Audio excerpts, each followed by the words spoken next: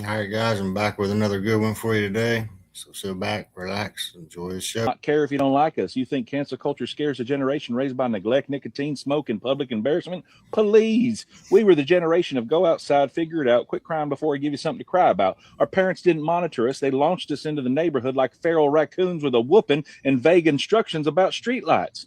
We rode in and got flung out of truck beds. We learned to be field mechanics, fixing all of our wounds so that mom wouldn't find out. We played games where the only real rule was try not to die. Gen X could walk into the house with a backwards elbow, and our parents would glance up from a cigarette and say, "You're fine, rub some dirt on it." And the world's been collapsing our entire lives. Cold War, Soviet-Afghan War, Iran-Iraq War, invasion of Grenada, Desert Storm, Desert Shield, 9/11, recession, several housing crashes, layoffs, student loans, bird flu, swine flu, murder hornets, pandemics every other freaking Tuesday. At this point, if the sky split open and raccoons started driving tanks, Gen X would just sigh and say, well, traffic's going to suck today. And that's the difference. Other generations still think somebody's coming to save them. Gen X learned early that nobody's coming. We are the backup.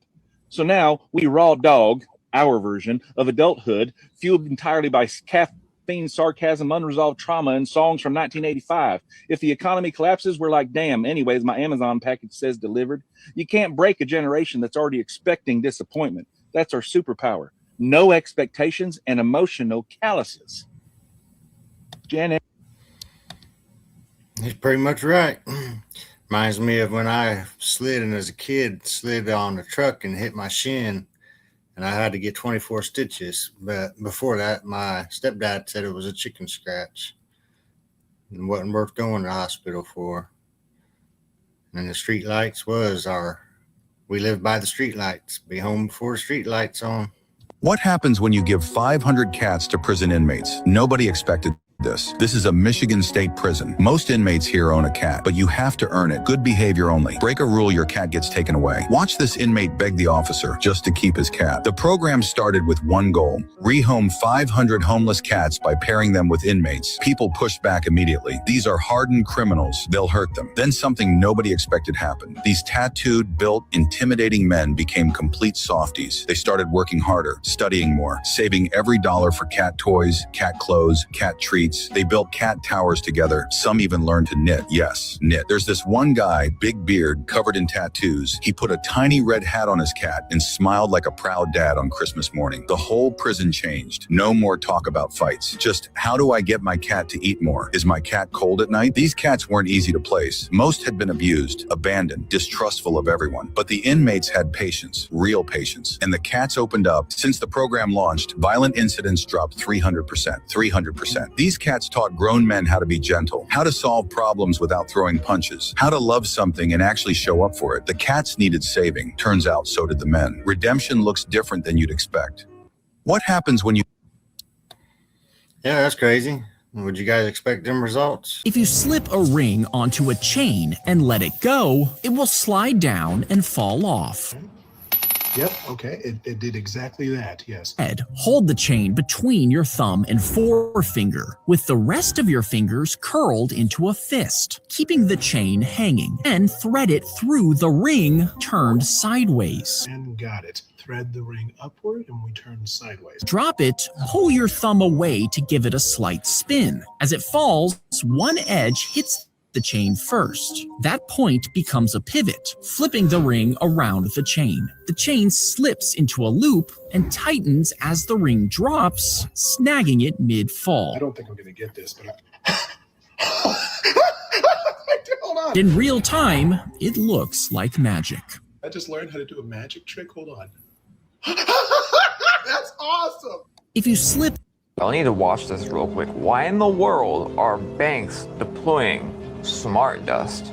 If Wells Fargo goes through with this, we are cooked. This is like the most dystopian thing I have ever heard. They have a patent called Stardust. Stardust is a technology that deploys sensory particles in the air all around you that you can't see, but it will collect your biometrics. So it will record your heart rate, your temperature, audio, facial features, basically taking a picture or more. Then they will send that to a database where they will then verify it. And if you're verified through the database, you can now access your account. You don't have to put in your password or your passcode. How fun. Patent is real. You're looking at it right now. Look at the date on the top. Cars are even going to be rolling this out too. I think in like 2027, where if they detect you drink too much or if you're not alert enough, whatever that means, your car just won't start. And you know that Wells Fargo is doing it. Then all the others are doing it as well. The question is, why? Let me know what you think below. Yeah, that's fucking crazy there. Smart dust. Imagine the shit we have no clue that they got out here. What do you guys think about that? Huh. What do you do? Go to the bank and let them throw dust around you? I mean, what the fuck? Can someone please tell me how the moon is so unbelievably bright when we look up at the night sky to where it's illuminating the clouds and everything around it?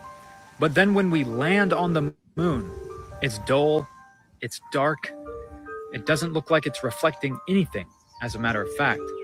I would assume that it would be like the glare coming off of a tin roof, to where it would literally be blinding you. But the astronauts seem fine. They're not having any issues playing around on the moon. Have you seen the videos where people are in the middle of the ocean and they record the sun and the moon at the same time? And you can see the sun rising to where the light is scattering across the sky, but it only makes it so far. So then you can actually see the moon on the other side where it's illuminating the sky in its own manner. There is no possible way that the moon could be reflecting the sun's light if when you look up at the sky, you don't see the light traveling to the moon and then bouncing off of it. You just see light coming from the moon. So if you apply a negative filter, when you take a camera and zoom in on the moon, you can see that the source of the light is the moon. The black in the negative filter is the source of the light. And have you seen how it looks like the moon is fading away into the sky during the day? It's translucent. How could we possibly land on that? It's definitely not a rock, but I made this video for entertainment purposes only. Can someone... Made some good points there, I think. I've always wondered how the sun's so bright and the moon is bright, but anytime we're in space, it's pitch black all around there. I've always wondered about that.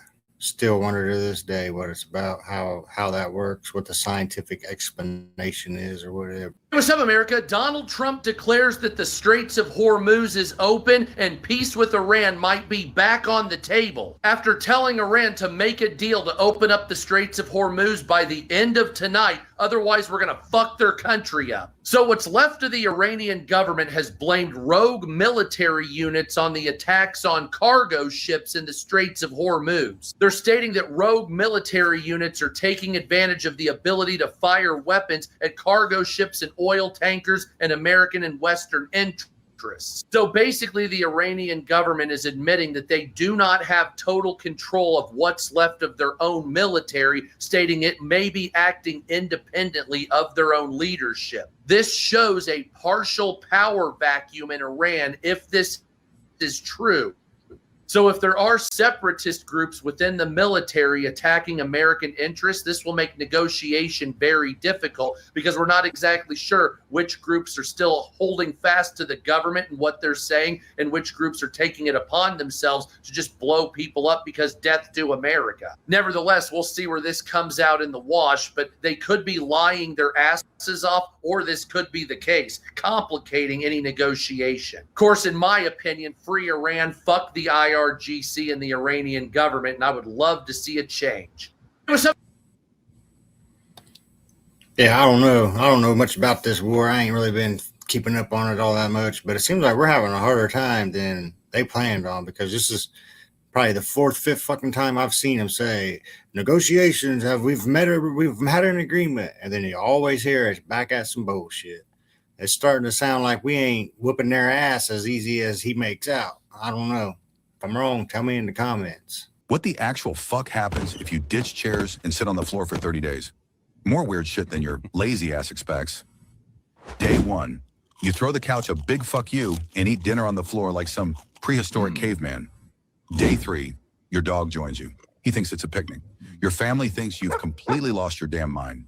Day 7, standing up sounds like you're crushing a bag of Doritos with your knees. Snap, crackle, holy shit. Day 10, your hips finally stop bitching. They're stretching out after years of being folded like a cheap lawn chair. Day 15, your posture starts looking less like a depressed shrimp and more like someone who actually pays taxes. Day 20. People keep asking if you're taller. Even your jealous ass brother starts side-eyeing you like you're secretly taking growth hormones. On day 30, you stand up straight as hell feeling like a damn giraffe. Turns out your body wasn't broken. It was just tired of your chair gluing your ass to it all day. So keep worshiping your comfy couch if you want. Just don't be surprised when your spine starts filing complaints with HR.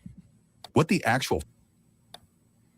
That's some true shit there. I mean, you got to stand up and walk around. You got to do something. You stay in a chair too much. Yeah, I crack and pop and all that shit the way it is. And I'm only 42. I can imagine another 10 fucking years. Okay, guys, pretty crazy news. Trump has just left instructions in case he is assassinated by Iran. But what makes this interesting is that this is not even the first time he's spoken about this subject in the past few days. So 2 days ago at the NATO summit, he said that he's #1 on the kill list for Iran and that he might be gone. The next day, the Wall Street Journal, they report that Israel had recently shared intelligence with the US indicating that Iran had developed a fresh new assassination plot targeting Trump. And then today, he told the New York Post that he's left instructions to literally bomb the hell out of Iran at levels they've never seen before if they somehow succeed in killing him. And then he joked, "I hope you'll miss me." And how do we know that Iran actually wants him dead? Well, they didn't beat around the bush at all. This was literally one of the signs they held up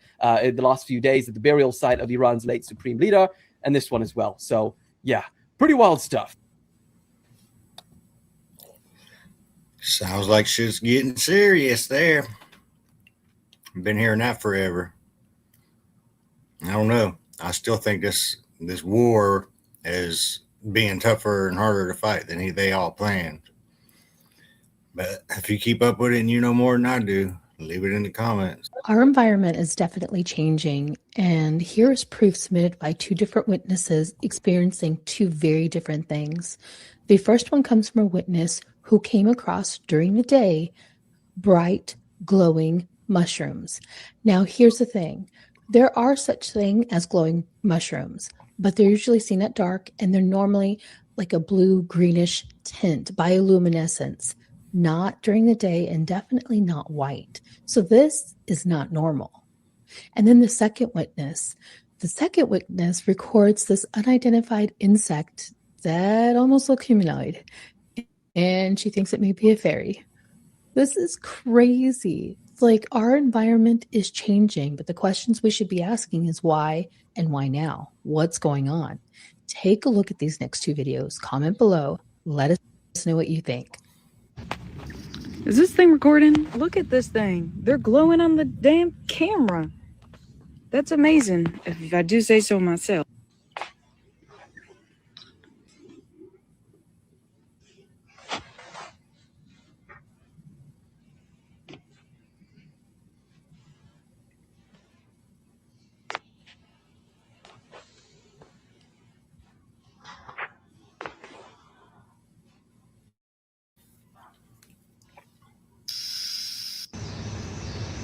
Am I crazy or is that a fucking fairy? What?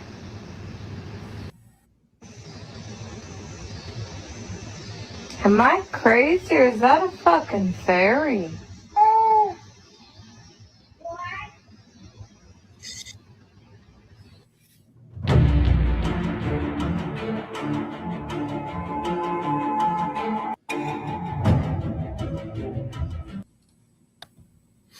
Yeah, it looks like the fairy from a distance, but why not zoom in on it and get closer than that so we can actually see what it really is? What do you guys think? Was it a fairy?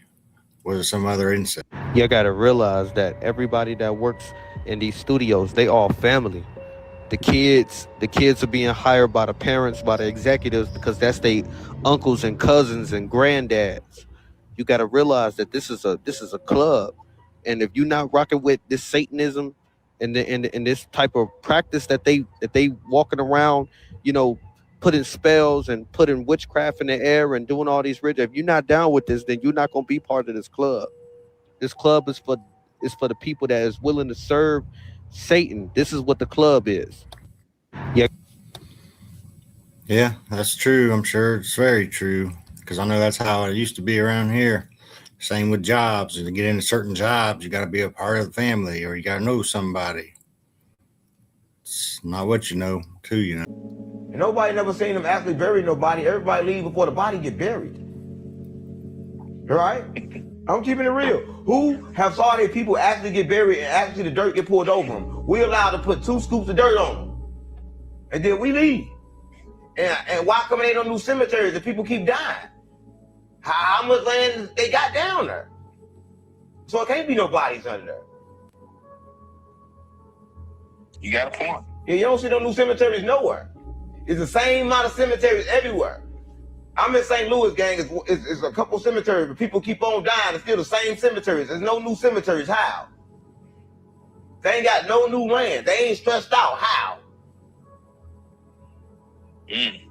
Because soon as enough people die from your generation, they move that tombstone. And build something on top of it. Huh? Exactly.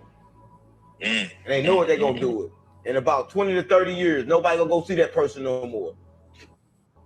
Only person that go see him is the people that was living with him. After that, nobody else going to see him. Let me see that. You know, that's something I've just started thinking about recently when I've been hearing more about it is how nobody watches the casket get buried and how there really ain't no new cemeteries being built. I mean, I can't think of any time I've heard of a new cemetery being built. Seminary, huh? Where'd that seminary be at? I knew it. I'm telling you. Shh, don't you ever say it. Something is going on here, guys. I told you about the woods. I told you. Could it be that that's how it goes when you're in the woods? People always say the truth is hidden in movies. I've been saying it for the longest, bro. Something is going on in the woods. And nobody's usually out there, so it makes sense. Just imagine that. You walking by a place that looks like straight woods, but it's a hidden door. What's going in there and what's coming out of there? Shut up! This is wild. And it got me thinking. Because we don't know what's in the woods, just like we don't know what's in the ocean. We don't know. We're in the city. Let's not forget that. The A's are in the W. And the A's are in the W, if you know what I mean. Who's this? Who is this lady right here doing that with her eye? Because she's the reason why the door opened. I'm just playing around, guys. Entertainment purposes only. That's not true. Ain't nothing in the woods but some deers and some bears and some bobcats and some squirrels. Who knows? I don't know. Let me know what you think. I'm out. I knew it.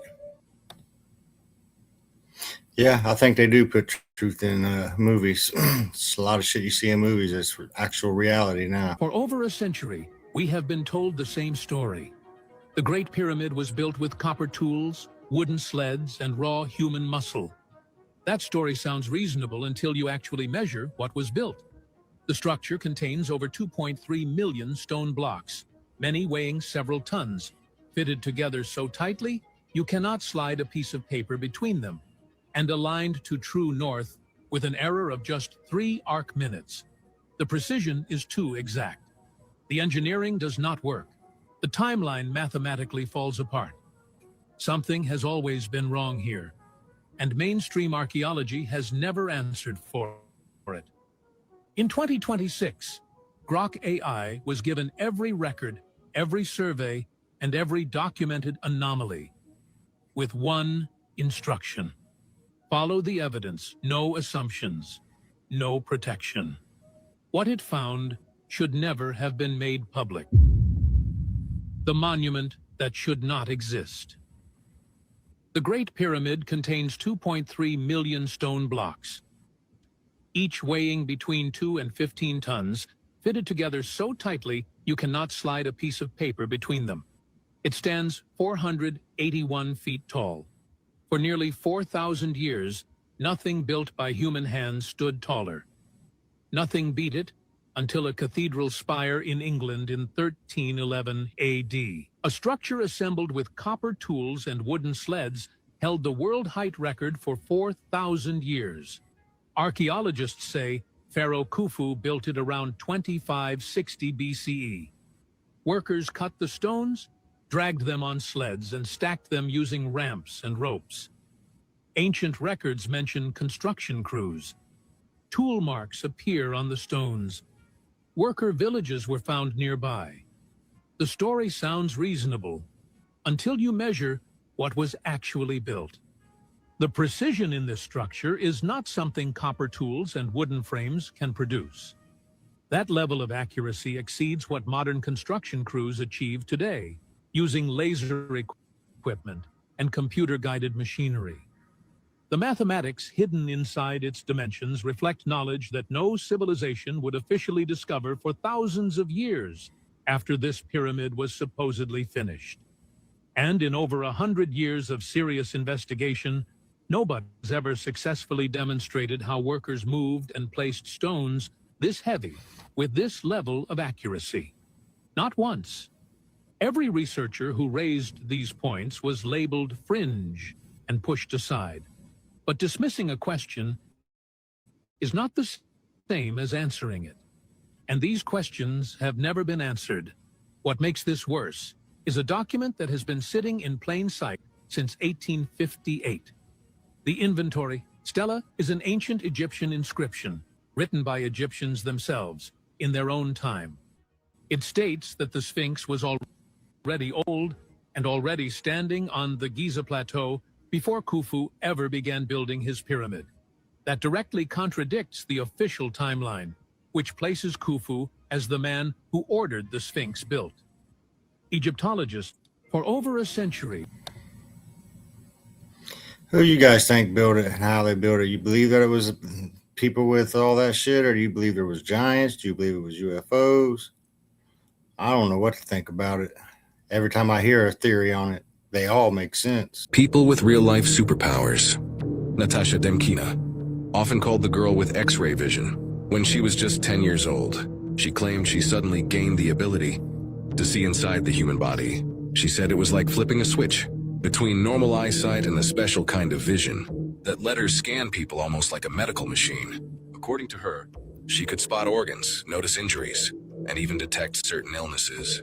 Without any medical training or equipment, her story spread fast, and doctors, patients, and researchers from all over the world came to test her abilities. Some people said her descriptions matched real medical conditions surprisingly well. In one well-known test, scientists asked her to match medical conditions to people she had never met. She got some of them right, but not all, and the results have been debated ever since. To this day, there's no scientific evidence proving she has X-ray vision, and researchers still disagree on what, if anything, explains her claims. People with real-life super... That'd be one hell of a power to have. I don't think I'd want those getting a shitty signal. But if you got any enjoyment from this video, please leave a like, comment, subscribe, share.